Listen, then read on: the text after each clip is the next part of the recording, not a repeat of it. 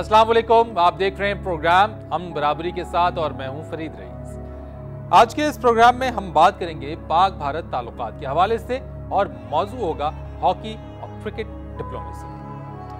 कहते हैं कि रिश्तेदारों के बगैर रहना मुमकिन है, पड़ोसियों के बगैर नहीं है। पाकिस्तान और भारत के दरमियान भी कुछ ऐसा ही मामला है।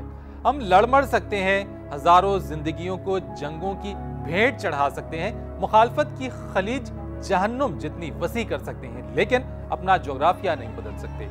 हमें रहना एक दूसरे के पड़ोस में ही पड़ेगा।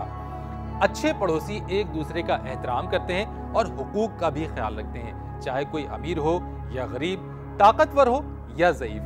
बाहमी एहतराम और बराबरी का सलूक माशरे और दुनिया में अमन के लिए बहुत जरूरी है। यही हमारे पड़ोसी को भी समझना होगा। खैर, वो तो जब समझेगा तभी समझेगा, लेकिन हमारा पैगाम मोहब्बत है जहां तक पहुंचे। इसका सबूत दिया हमने वर्ल्ड कप में भारत की जीत को खुशदिली से कबूल करके। वजीर आजम सैयद यूसुफ रजा गिलानी ने भारतीय वजीर आजम मनमोहन सिंह की दावत कबूल की और मोहाली जा पहुंचे। यार लोग इसे क्रिकेट डिप्लोमेसी करार दे रहे हैं। माजी के बरक्स इस बार क्रिकेट डिप्लोमेसी भारत ने इस्तेमाल की। मनमोहन सिंह को इसकी क्या जरूरत पड़ गई, आइए जरा इस रिपोर्ट में जायजा लेते हैं। आलमी कप के सेमीफाइनल में खचाखच भरे मोहाली स्टेडियम में मौजूद हर शख्स जोश और जज्बे से सरशार था, लेकिन ये दो लोग मैच से सबसे कम महजूज हो रहे थे। इन दोनों के दिमाग में पता नहीं कैसी खिचड़ी पक रही होगी। 60 साल पर फैली दुश्मनी, मसला कश्मीर, दहशतगर्दी, इंतहा पसंदी, पानी का मसला, तवानाई की किल्लत, 1 अरब अफराद की तिजारती मंडी, पड़ोसी की बढ़ती सनती ताकत से खतरा। इन दोनों रहनुमाओं के दिमागों में खदशात भी हैं और उम्मीदें भी। भारतीय वजीर आजम मनमोहन सिंह ने मोहाली में पाक भारत सेमीफाइनल देखने की दावत दी तो यूसुफ रजा गिलानी फौरन चल पड़े। सवाल यह है कि मनमोहन सिंह को क्रिकेट डिप्लोमेसी इस्तेमाल करने की जरूरत ही क्यों पड़ी। ये हिकमत अमली तो पाकिस्तानी क़यादत की इजाद है। जानने वाले बताते हैं कि भारतीय वज़ीर आज़म मनमोहन सिंह चाहते हैं कि अपनी वज़ारत उज़्मा में मसला कश्मीर हल नहीं तो कम से कम वाज़ेह पेशरफ़्त का एजाज़ ज़रूर हासिल कर लें, जो सलामती कौंसिल की मुस्तकिल रुकनियत का तुर्रा उनकी दस्तार में सजा देगा। दूसरी जानिब पाकिस्तान भी तवक्का कर रहा है कि पानी के मामले पर भारत बड़ेपन का मुजाहरा करेगा, जो उसके लिए मौत जिंदगी का मसला बना हुआ है। भारत का अपना मफाद भी इसमें है कि पड़ोसियों के साथ खराब ताल्लुकात की बदनामी से बिलाखिर निजात हासिल कर ले। भारतीय वज़ीर आज़म मनमोहन सिंह को क्रिकेट डिप्लोमेसी की जरूरत क्यों महसूस हुई, ये रिपोर्ट आपने देखी। और क्रिकेट डिप्लोमेसी किस हद तक कामयाब रही, इसका फैसला तो ये आने वाला वक्त ही करेगा। लेकिन फौरी तौर पर क्या नताइज सामने आए, इसी पर बात करने के लिए हमने लाहौर स्टूडियो में मदऊ किया है साबिक सेक्रेटरी खारजा और पाकिस्तान क्रिकेट बोर्ड के साबिक चेयरमैन शहरयार खान साहब को। शहरयार खान साहब, बहुत शुक्रिया। आपसे जरा पूछना ये चाहेंगे कि वजीर आजम गिलानी और वजीर आजम मनमोहन सिंह ने क्रिकेट डिप्लोमेसी का असर नौ आगाज किया है। आप क्या समझते हैं कि इसके फौरी नताइज क्या सामने आए? मेरे ख्याल से जो क्रिकेट डिप्लोमेसी है बजाते खुद आपको मंजिल मकसूद पर नहीं पहुंचा सकती। ये तो सिर्फ दरवाजे खोल रही है, रास्ते खोल रहे हैं और जिसे कहते हैं building bridges of peace.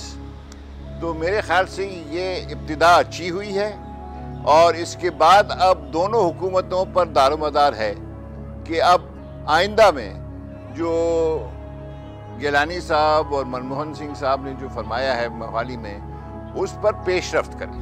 Shahryar Khan साहब, मैं आपसे ये जानना चाहूँगा कि एक जानिब पाकिस्तान और भारत की जो ताल्लुकात थे, मुंबई अटैक्स के बाद ये एकदम से एक तरह से फ्रीज हो गए थे।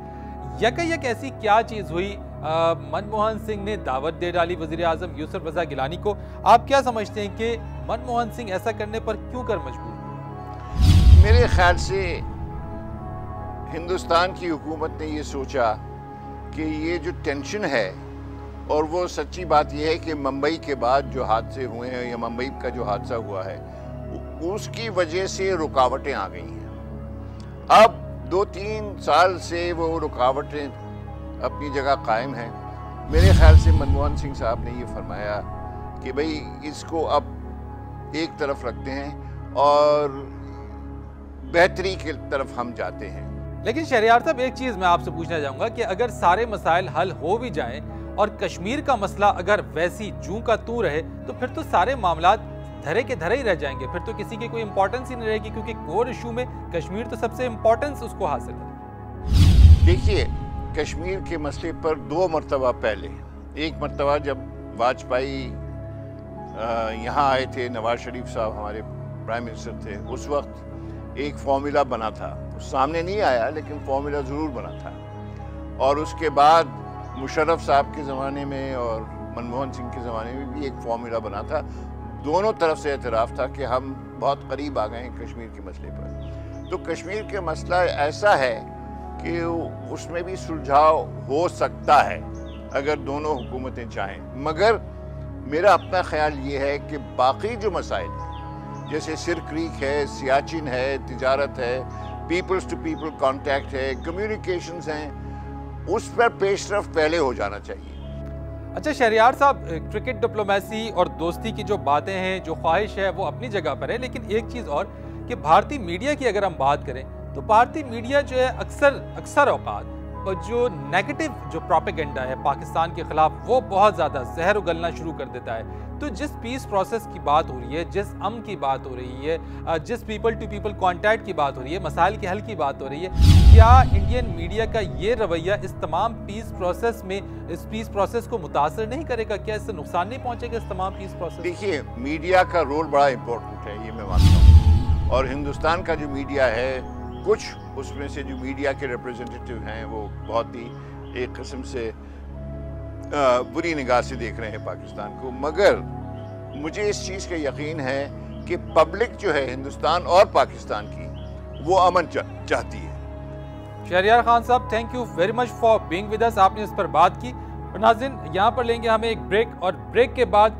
अमन बराबरी के साथ कुछ दीगर एस्पेक्ट्स पर भी बात करेंगे और देखेंगे कि क्रिकेट और हॉकी डिप्लोमेसी किस तरह से इस पूरे प्रोसेस को आगे ले जाने में मददगार साबित होगी। Stay tuned.